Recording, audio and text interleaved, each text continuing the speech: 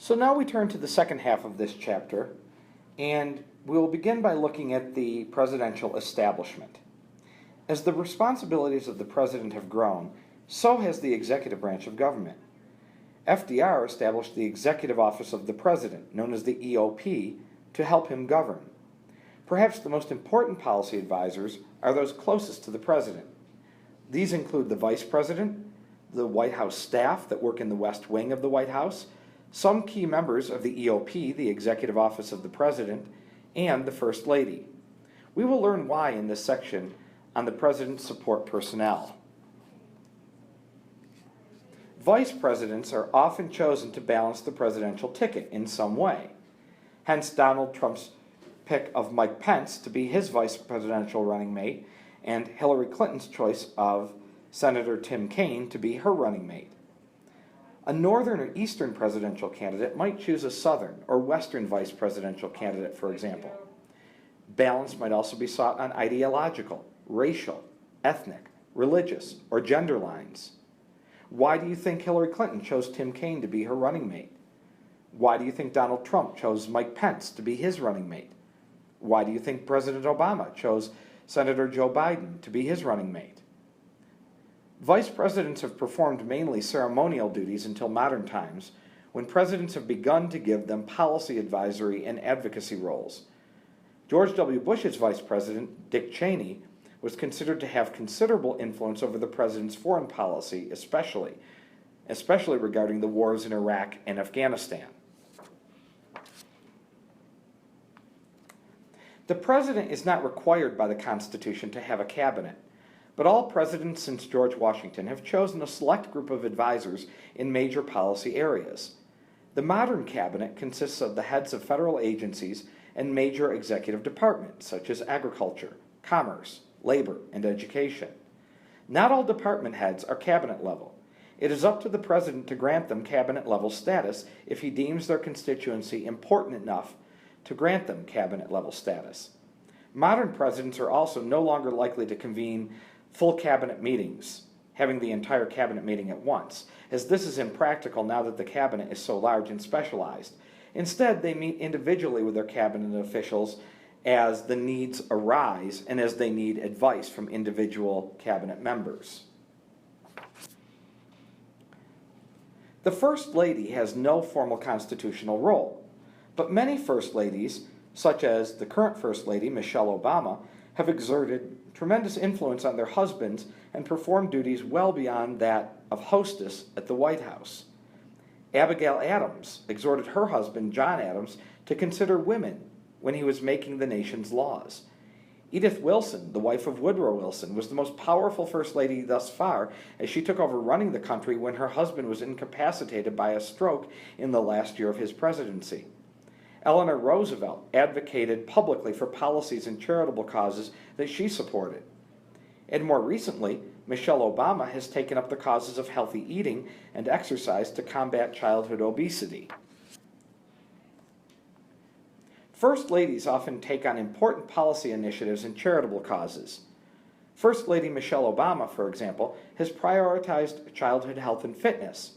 She has been active in the Let's Move campaign, even challenging late-night television host Jimmy Fallon to a series of physical fitness tests in the White House.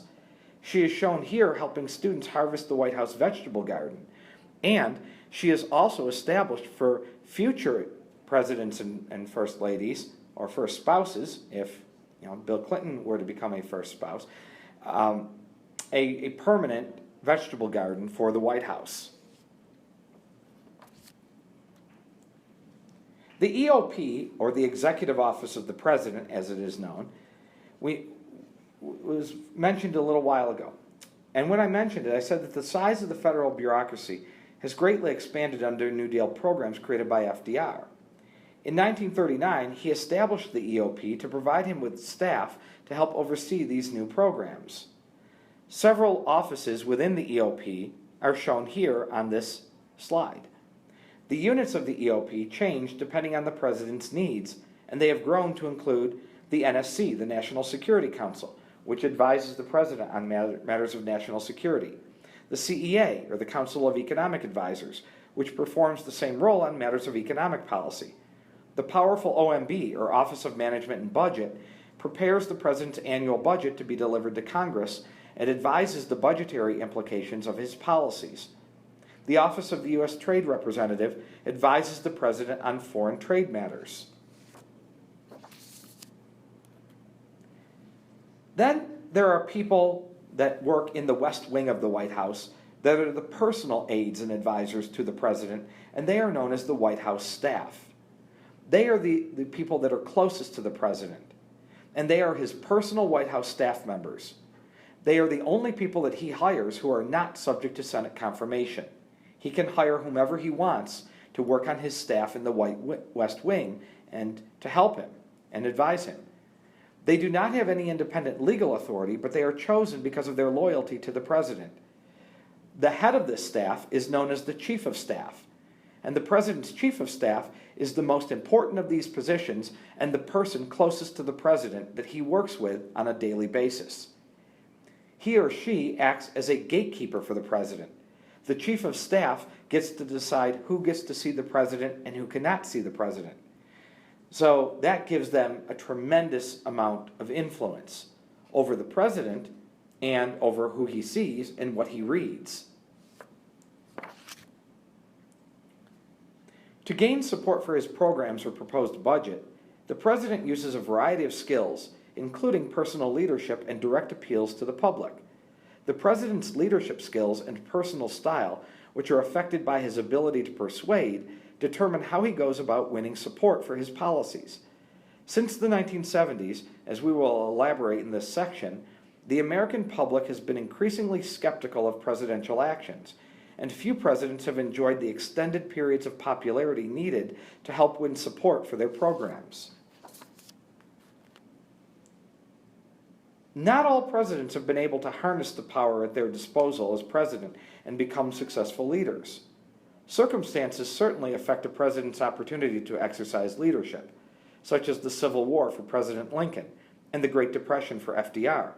But great presidents have had an intuitive ability to secure the backing of the public in Congress for their policies. It is a combination of circumstances and the right personality for the job that makes a president great.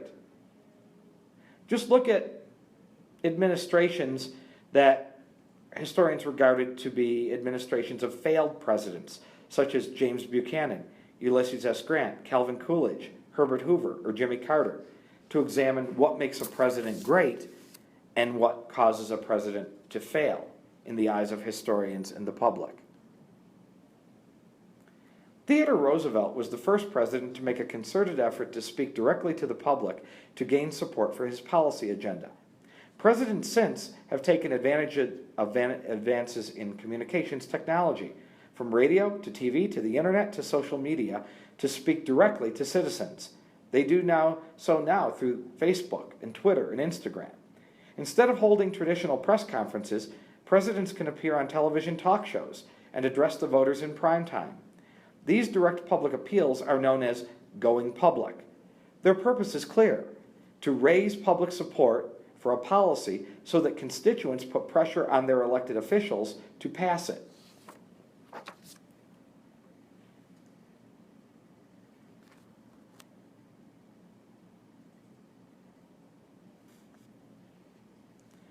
Presidents carefully choose favorable audiences that enable them to mobilize support for key initiatives. That's why you often see a cheering crowd behind and in front of the president when he or she is giving a speech, because they usually pick supporters to attend the event so that it appears that they have a lot of support for their policies. And that enables them to mobilize support for key initiatives. Here you see President Barack Obama speaking to students and faculty at the University of North Carolina in Chapel Hill. He's encouraging them to lobby members of Congress against raising student loan interest rates, something that is probably of interest to most of you. Presidents pay close attention to their approval ratings. They look at them almost daily. When their approval ratings are high, they interpret them as giving them a mandate to implement their policy agenda and take the country in the direction indicated by their party's platform. When their approval ratings are low, their influence with Congress falls and wanes, making it more difficult for them to secure support for their policy proposals. When presidential approval ratings are high, candidates from the president's party appreciate when he makes an appearance to support their campaign. Conversely, when approval is low, candidates of the president's party often attempt to distance themselves from him or her. Approval ratings are usually at their highest when a president takes office. And then, as presidents do more and make more people unhappy with choices and actions that they take, their approval ratings often fall. And oftentimes they can be low near the end of their first or second term. Although, interestingly enough, President Barack Obama, currently nearing the end of his time in office, has among the highest approval ratings of his administration. Right now, he is very popular with the American people. So, how do approval ratings vary over time? Well, we can look at presidential approval ratings following tracking polls. Gallup is a common polling company that measures the president's approval rating every single week, and then they track it over time. So you can look at this line graph here, which shows the percentage of the American public approving of the president's performance from 1981, when Ronald Reagan became president, through 2012, the end of President Obama's first term. When does it look like the president's approval rating is highest? When does it look like a president's approval rating is lowest? How does the president's approval rating change over his term in office? Does it change based on partisanship? One thing you might want to do is to search the web for public opinion on the presidency, both the office and the current inhabitant. You should look at why Americans are dissatisfied with the office of the presidency and whomever seems to inhabit it. What proposals have been made to reform the presidency? Do you agree with some of these proposals? And then finally, we'll look at the president as policymaker. Since FDR, the public has looked to the president to propose legislation to Congress. We will discover in this section how presidents make policy by proposing legislation and recommending budgets, leading the regulatory process, and issuing executive orders and executive agreements. Congress has a tendency to let bills without strong advocates languish in committee, and often they die in committee, as you saw in the chapter on Congress. One of the modern president's roles as legislative leader involves keeping favored bills on the national policy agenda and seeing that they are acted upon by Congress. Presidents have mixed success persuading Congress to pass legislation that they propose or support. Legislation proposed early in a president's term tends to fare much better than bills proposed nearer to election time. For example, President Obama was very successful at the beginning of his term getting the Affordable Care Act, known as Obamacare, passed, and also regulation of Wall Street. Why do you think this might be true? Why are presidents most successful when they are first in office? The president relies upon members of his own political party in Congress to sponsor his bills and to secure support from other members of Congress. Party loyalty is often key to getting legislation passed that the president supports. As the president began to play a bigger role in the legislative process, he needed a group of advisors to assess the budgetary implications of policies and to put together his annual budget proposal for Congress. The Office of Management and Budget, known as the OMB, works exclusively for the president, reviewing and preparing budgets and examining the costs of policy proposals. Here you see President Bill Clinton and Vice President Al Gore celebrating the first balanced budget in years. President Clinton, for the last couple of years of his second term, actually achieved a budget surplus after years of budget deficits.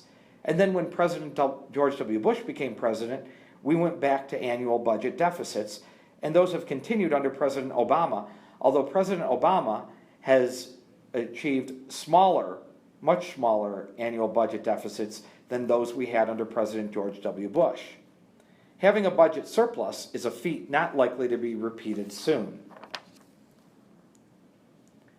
Presidents also have the power to sidestep Congress and make laws by issuing executive orders. An executive order is an order to the bureaucracy, to the executive branch, to carry out a law in a specific way. These rules and regulations do have limitations. Presidents can't pass any kind of executive order that they want to. They can, however, clarify or implement legislation passed by Congress. But they can also sometimes make new policy. President Truman desegregated the military by executive order, and President Johnson instituted affirmative action in the same way. President Obama's limit on deportation of illegal immigrants that have children who are American citizens is another example of a recent executive order. President Obama has also issued many executive orders, as have previous presidents. Presidents will often issue them when they get frustrated with congressional inaction, and they try to find a way around congressional inaction by issuing an executive order that can at least get them some of what they want, even if it doesn't get them all of what they want.